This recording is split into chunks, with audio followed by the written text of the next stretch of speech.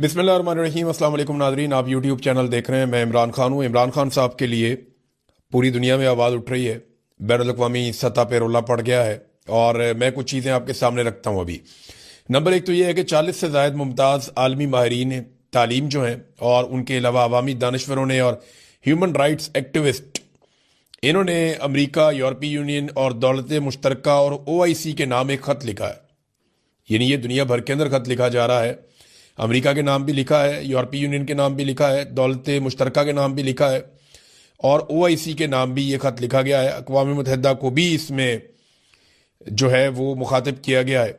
इमरान खान को तिब्बी सहूलियात फराहम की जाए, इमरान खान साहब के ख़ानदान और डॉक्टर्स तक रसाई दी जाए और सियासी बुनियाद पर जो उनकी कैद है उससे उनको रिहाई दी जाए।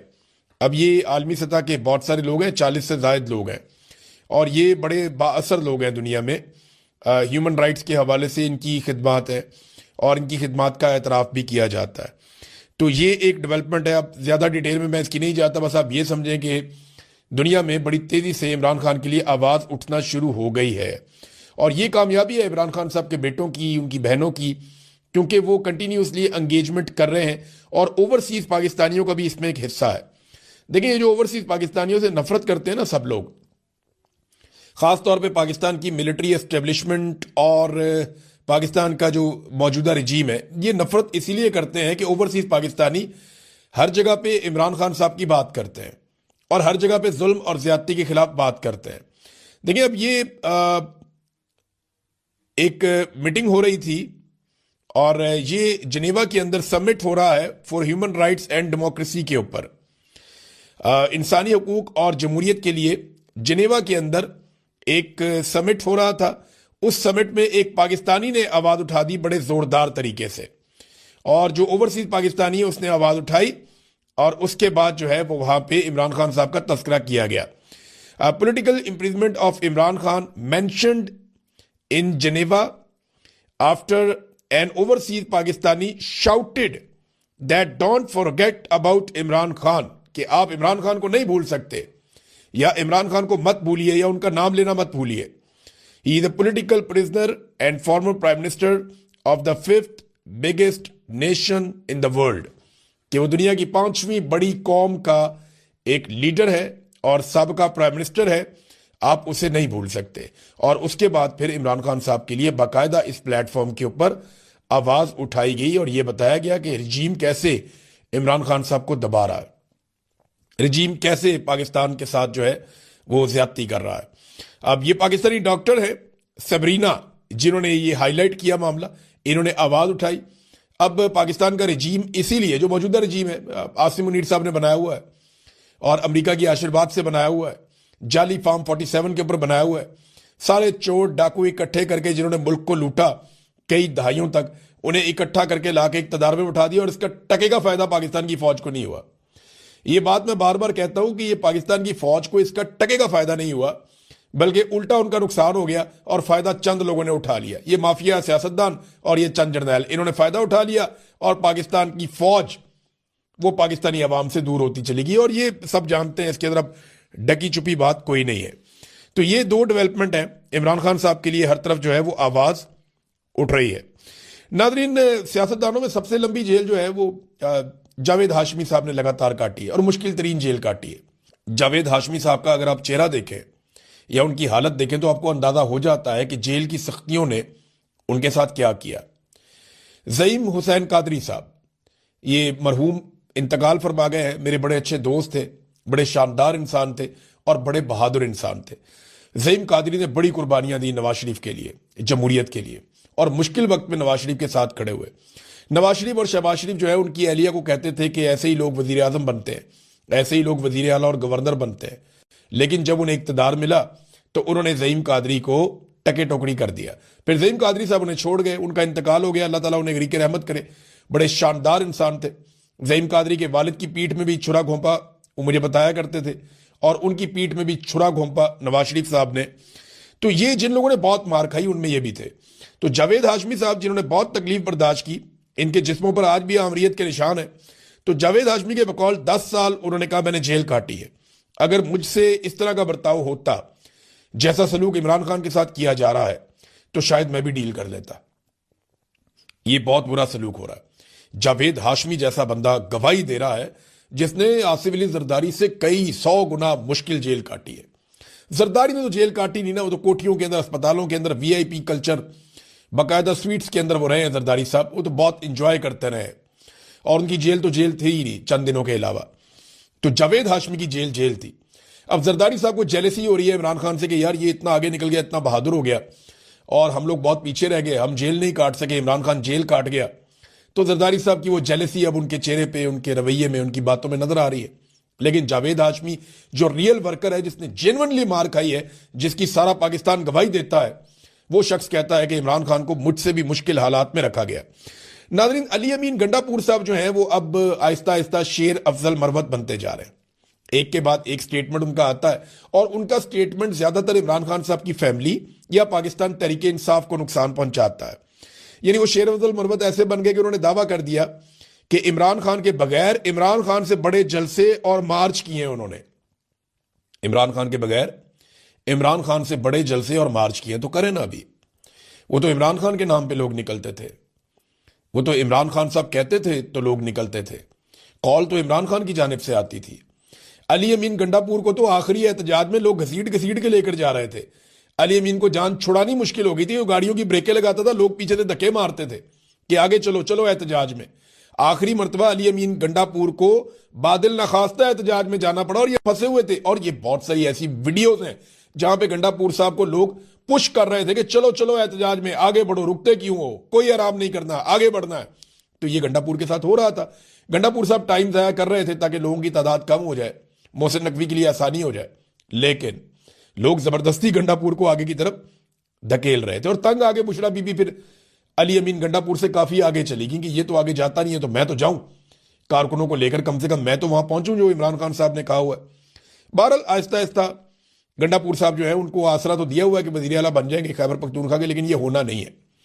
यहां पे 90 के करीब एमपी हैं पाकिस्तान तहरीक इंसाफ के, तो आखिरी नंबर अली अमीन गंडापुर का आएगा अगर सारे फारिग हो गए। क्योंकि अगर किसी को यह लगता है कि सुहेल अफरीदी को हटा के वो गंडापुर को बना लेंगे तो इससे दो नुकसान होंगे। एक तो गंडापुर बनेंगे भी नहीं, एक और तोहफा मिलेगा पाकिस्तान तहरीक इंसाफ की जानिब से एस्टेब्लिशमेंट को। और अगर सुहेल को हटा दिया तो सुहेल पहले से ज्यादा खतरनाक हो जाएगा और सुहेल के पास फ्री हैंड हो जाएगा, बहुत सारी जिम्मेदारियां खत्म हो जाएंगी और बड़ा लीडर भी बन जाएगा। और फिर वो तहरीक खुलकर चलाएगा जो चलाना चाहते हैं सुहेल अफरीदी, जो वो कह रहे हैं कि इमरान खान रिहाई फोर्स में बना रहा हूं, तो वो उसके ऊपर ज्यादा मेहनत कर पाएंगे। नादरीन, डील की बातें हो रही हैं, कभी राणा सनाउल्लाह कहते हैं, कभी अली अमीन गंडापुर कहते हैं, कभी शेर अफजल मरवत कहते हैं, कभी जावेद लतीफ कहते हैं, कभी कोई और लोग कहते हैं।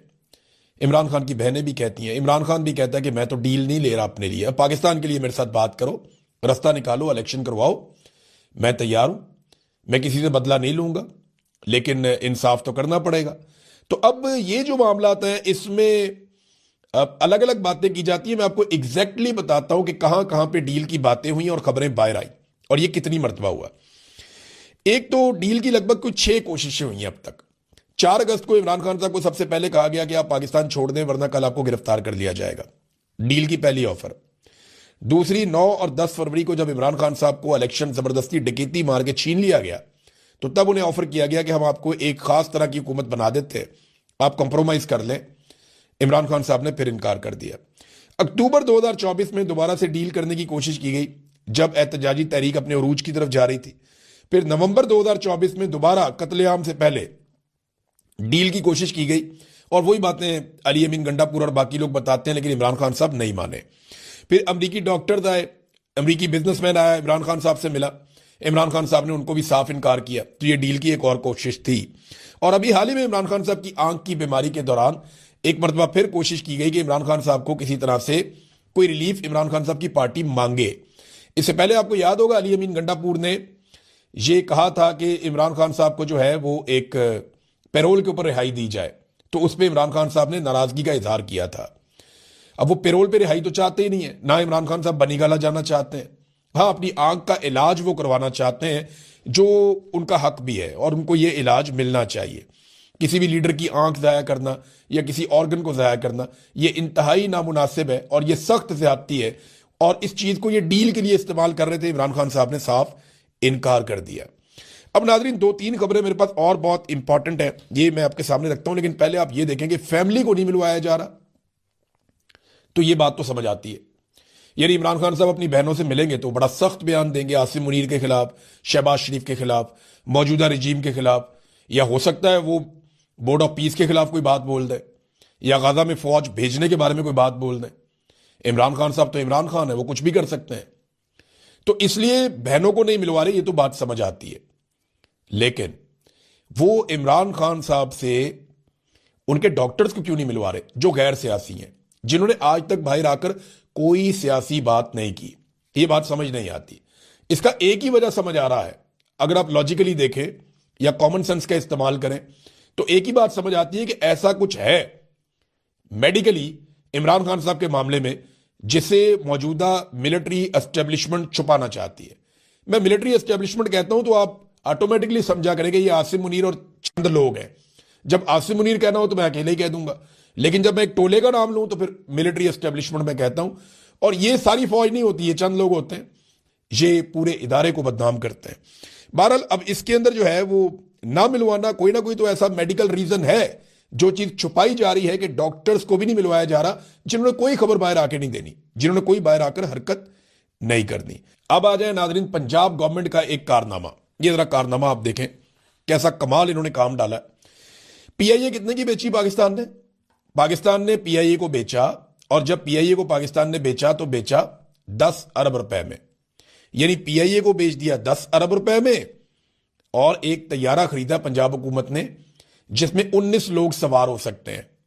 बड़ा लग्जरी किस्म का, लेटने वाले सोफे भी हैं, आराम करने की जगह भी है, अलग मीटिंग के लिए भी प्रॉपर जगह बनी हुई है। बड़ा शानदार किस्म का इन्होंने एक तैयारा खरीदा पंजाब गवर्नमेंट ने मरियम नवाज के लिए, और ये लिया 11 अरब रुपए का। यानी 1100 करोड़ का इन्होंने तैयारा ले लिया। पीआईए कितने में बेची? उसमें दर्जनों तैयारे, उसके बेशुमार रूट्स, उसकी गुडविल, उसका इतना बड़ा नाम, उसकी जनाब जो उसके रूट्स हैं वही बहुत महंगे हैं, उसके साथ बहुत सारी प्रॉपर्टीज, असासे, वो सारा कुछ 10 अरब में बेच दिया, और एक 19 सीटों वाला तैयारा लिया 11 अरब रुपए में। यह है पाकिस्तान, और यह है पाकिस्तान को लूटने वाले हुक्मरान। अब इंफॉर्मेशन मिनिस्टर जो है पंजाब की, वो क्या कहती है? इंफॉर्मेशन मिनिस्टर कहती है कि एयर पंजाब, हम कोई एयरलाइन बना रहे हैं, उसका नाम एयर पंजाब है, और उसके लिए कोई जहाज और तैयारे खरीदे जा रहे हैं, और कुछ जो है वो लीज के ऊपर लिए जाएंगे, और ये इसी की एक कड़ी है। अब वो ये कह रही है कि जनाब ये तो हमने एक एयरलाइन हम बना रहे हैं। भाई एयरलाइन कहां रजिस्टर्ड है?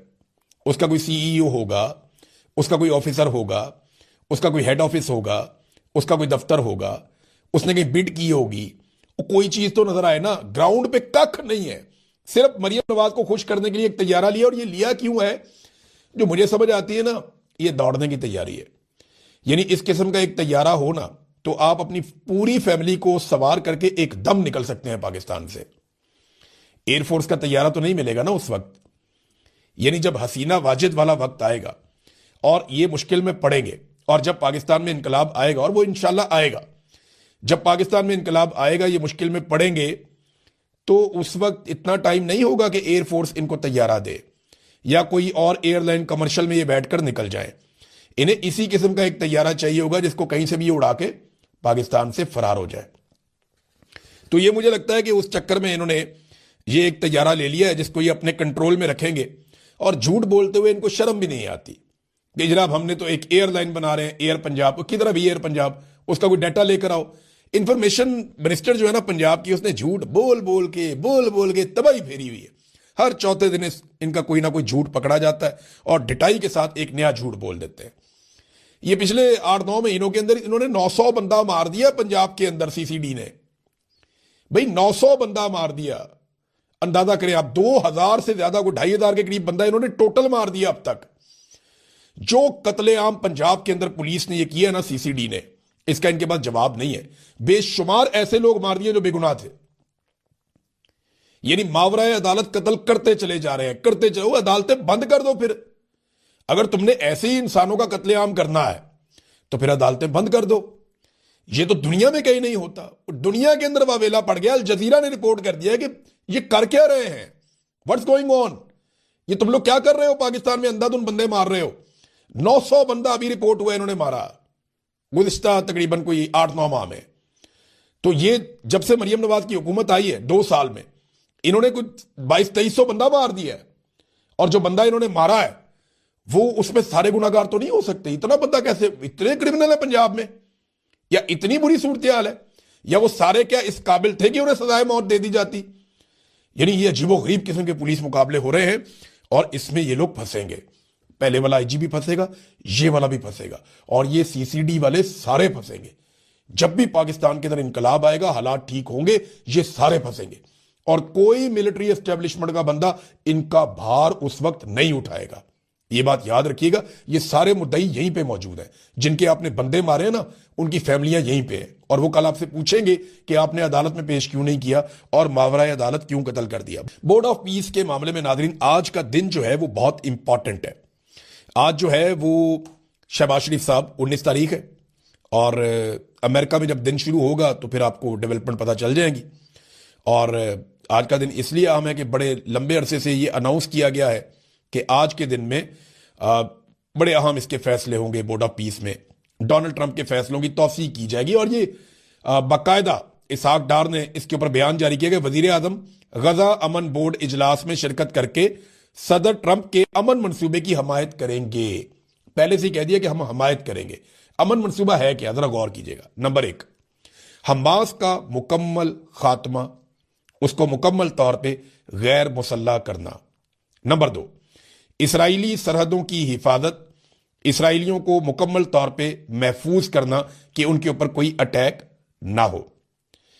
और इसमें एक बात आप और जहन में रख ले कि इस पूरे प्लान में कहीं पे भी फलस्तीनी रियासत का क़याम नहीं है, तो इसकी हमायत करने शहबाज शरीफ साहब जा रहे हैं। पाकिस्तानी गवर्नमेंट के जराए से रॉयटर्स ने जो खबर छापी है वो खबर मैं आपके सामने रखता हूं, ये बहुत इंपॉर्टेंट है। ये है जी खबर। रॉयटर्स ये कहता है कि गजा में अमन मिशन के लिए फौज भेजने के लिए पाकिस्तान तैयार है। हमास को गैर मुसल्लह करने जैसी किसी कार्रवाई का हिस्सा नहीं बनेंगे। ये कैसे हो सकता है भाई? फौज ने वहां पे जाके कोई बिल्डिंगें तो तामीर नहीं करनी, फौज ने वहां पे जाके कोई मस्जिदों में नमाजें तो नहीं पढ़ानी।